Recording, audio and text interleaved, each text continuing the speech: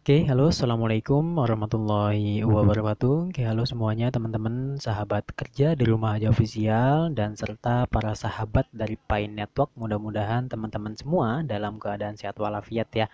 Nah, jadi buat teman-teman semua, tetap semangat ya untuk menambangnya.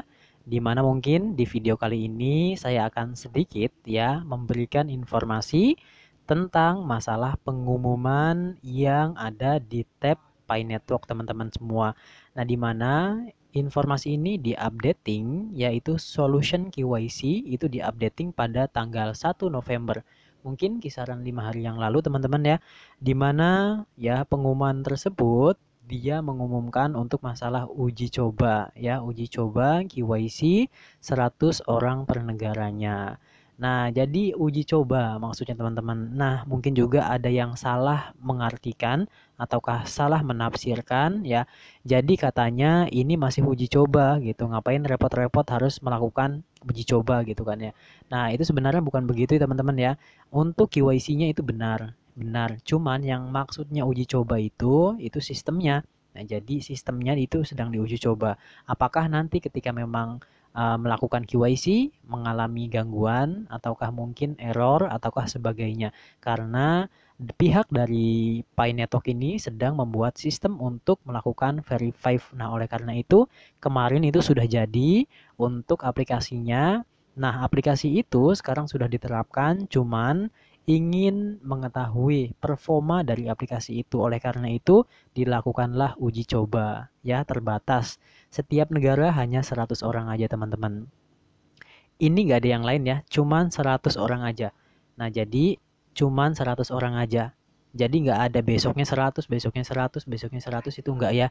Jadi ini hanya untuk memberikan 100 orang KYC setiap negaranya. Gitu ya teman-teman. Nah, kemudian setelah melakukan yang namanya uji coba itu, ya otomatis nanti di Indonesia ada 100 orang yang memiliki hak KYC ataupun sudah dilakukan KYC, yaitu udah ada ya berarti 100 orang gitu teman-teman.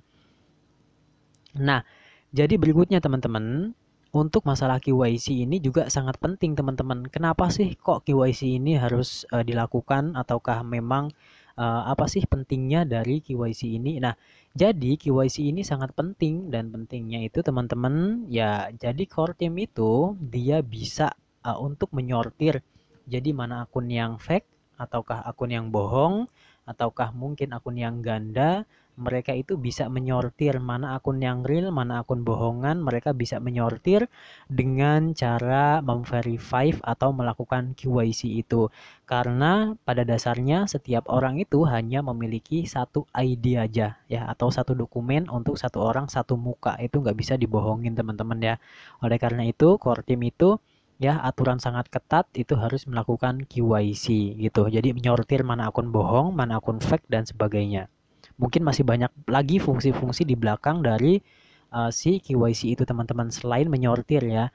Nah, oke. Berikutnya buat teman-teman juga ya, jadi visi dari Pi Network itu apa sih sebenarnya? Ataukah visi dari Pi Network berbeda ya? Ingat ya teman-teman ya. Visi Pi Network apakah dia menciptakan mata uang digital ataukah visi dari Pi Network itu menciptakan cryptocurrency?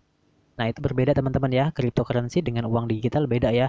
Nah, jadi buat teman-teman semua, visi dari Pi Network dia itu menciptakan mata uang digital, bukan menciptakan aset digital, teman-teman. Nah, tetapi buat teman-teman semua, ketika memang ya mata uang digital ini sudah tercipta dan terbentuk, ekosistemnya pun kuat, tidak menutup kemungkinan arahnya pun akan seperti kripto-kripto lainnya di luaran sana gitu ya. Nah, jadi buat teman-teman semua, kemarin juga ada yang bilang ya, mungkin kemarin saya buat konten thumbnailnya pun memang ya mungkin ya sangat fantastis gitu mungkin ya.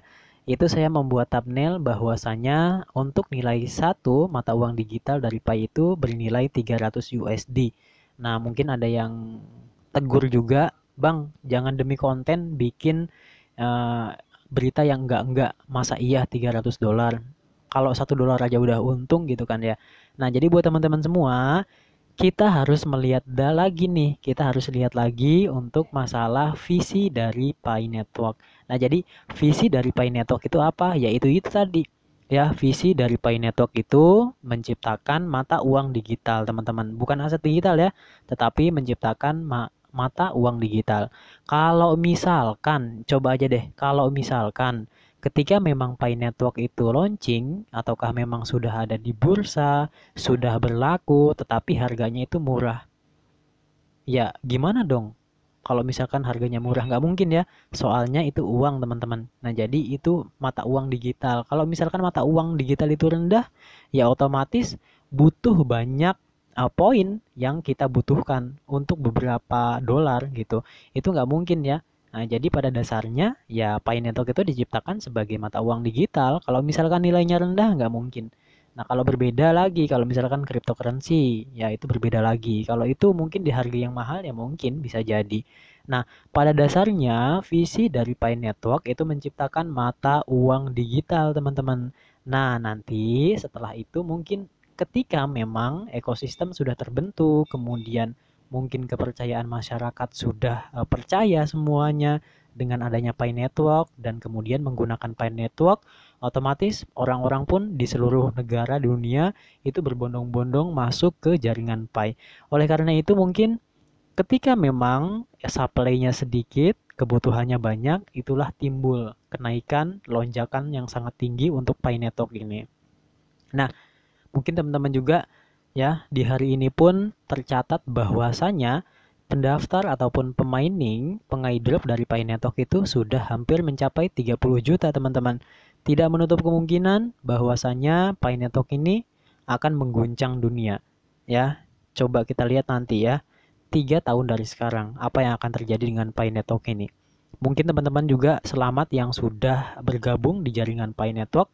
Mudah-mudahan ya, apa segala cita-cita teman-teman itu dikabulkan ya dan selalu tercapai gitu teman-teman. Nah, kemudian next ya. Nah, itu untuk masalah jaringan sosial tadi ya. Dan kemudian kita lanjut ke bagian kebijakan ya. Jadi kebijakan ketat yang diatur oleh Pi Network itu teman-teman, setiap orang itu hanya diperbolehkan memiliki satu akun. Jadi satu akun satu orang atau satu orang memiliki satu akun. Oleh karena itu, core team itu membedakannya dengan cara apa? Kembali lagi ke poin pertama tadi, KYC. Nah, jadi itu fungsi dari KYC.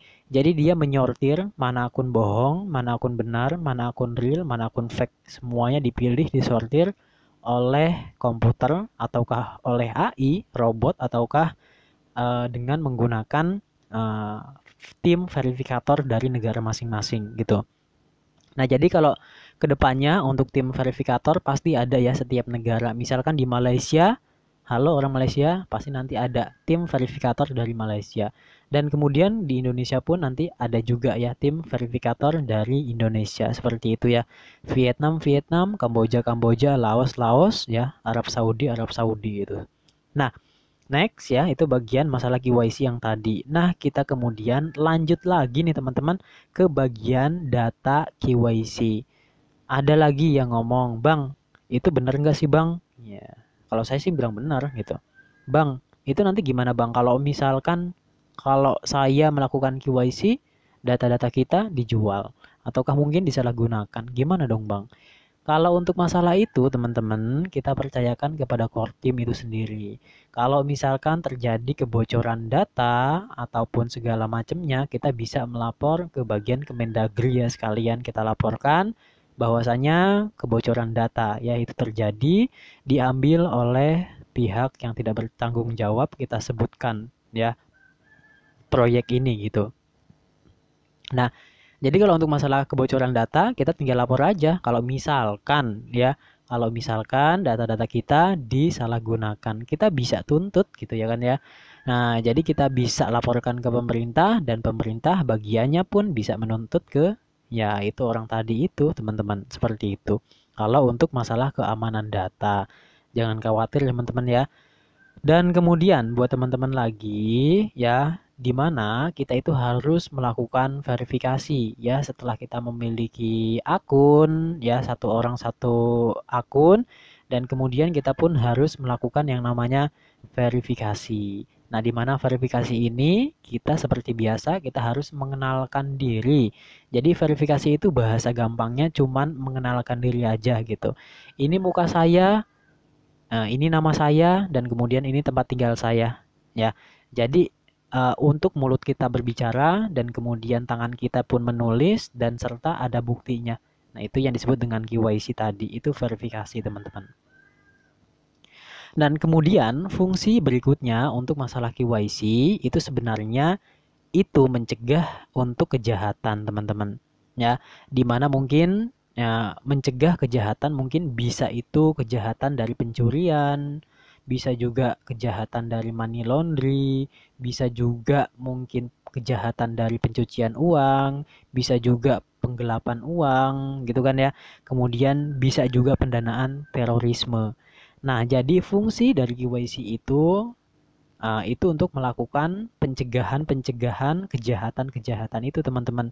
Di mana fungsinya itu tadi seperti tadi ya. Ketika memang kita sudah melakukan verifikasi ataukah verify ataukah mungkin kita sudah mengenalkan kita kepada mereka, otomatis data-data kita pun ada di sana gitu kan ya.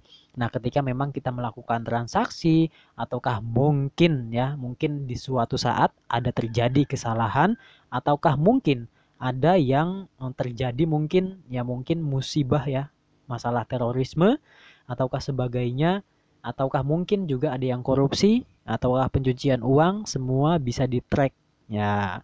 Jadi itulah fungsi dari KYC. Segala sesuatunya teman-teman ya bisa di-tracking ya, bisa di-tracking. Jadi bisa ketahuan nih ya, orang-orang siapa sih yang melakukan hal-hal negatif seperti itu bisa ketahuan oleh core team. Dan semua data-data itu nantinya kalau misalkan memang ada yang membutuhkan dengan kebijakan ya, itu pasti diserahkan kepada negaranya. Itu lebih enak nanti dicomotnya ya. Kalau misalkan misalkan pejabat itu dia melakukan korupsi, ya udah nanti ketahuan ya. Kalau yang namanya kita nyimpan duit di bank kan itu ada istilah kata rekening gendut ataukah rekening bengkak ataukah segala macam lah, itu istilah-istilah seperti itu pada ujung-ujungnya korupsi. Nah, kalau di cryptocurrency apakah bisa ketahuan teman-teman? Segala sesuatunya ya bisa teman-teman ya, bisa ketahuan, apalagi yang lebih terdesentralisasi seperti ini itu lebih gampang untuk di tracking. Nah, oleh sebab itu core team itu melakukan KYC, itu fungsi yang berikutnya, itu fungsi-fungsi yang lebih dalam ke dalamnya, itu untuk mengetahui ya alur laju ataupun mengetahui ya si uang itu kemana aja itu larinya gitu. Misalkan gini ya, ada salah satu contoh misalkan gini.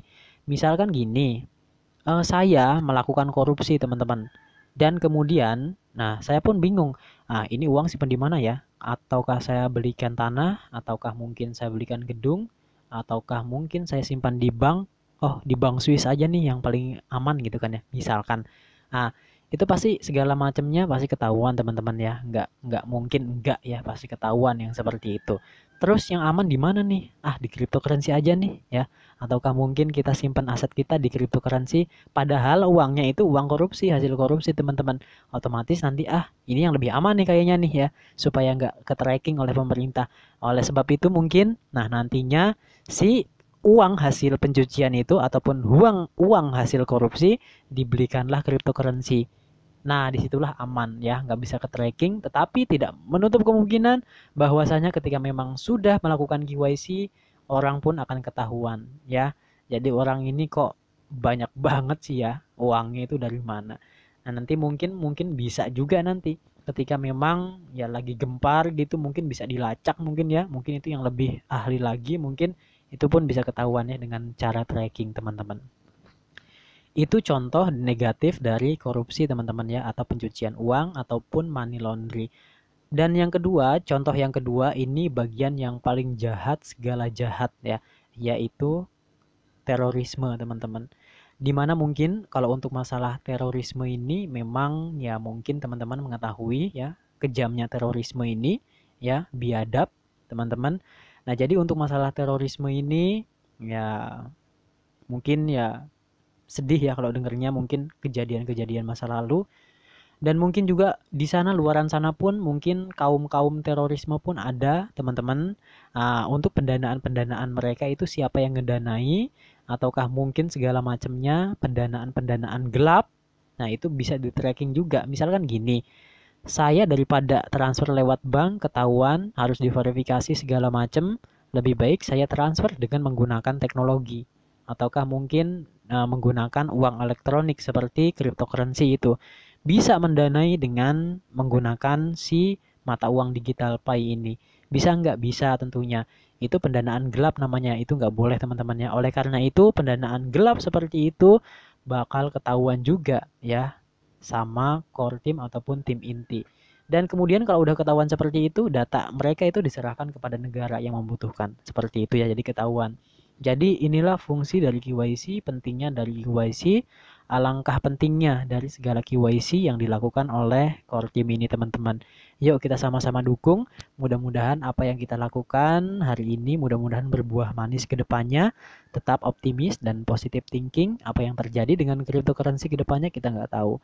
Oleh sebab itu, buat teman-teman tetap semangat ya, apapun yang mereka bilang juga mungkin yang mengalami ya hambatan, penolakan ataukah mengalami hal-hal ya ejekan mungkin ya. Mungkin juga dibilang bebek dungu ataukah mungkin dibilang segala macam oleh mereka di luaran sana yang memang membuat kita sakit hati, jangan ini ya, jangan terbawa hati ya. Jadi kita biasa aja, kita slow aja, mudah-mudahan apa yang kita lakukan hari ini itu berbuah manis di kemudian harinya, teman-teman. Ya, lebih baik kita melakukan sekecil apapun yang kita lakukan, kita lakukan. Kalau misalkan ya memang seharusnya kita dihina ya memang udah takdirnya dihina gitu kan ya. Ya udah nggak apa-apa seperti itu. Mungkin cukup sekian ya teman-teman. Ya mudah-mudahan dimengerti. Terima kasih. See you bye bye next video. Assalamualaikum warahmatullahi wabarakatuh.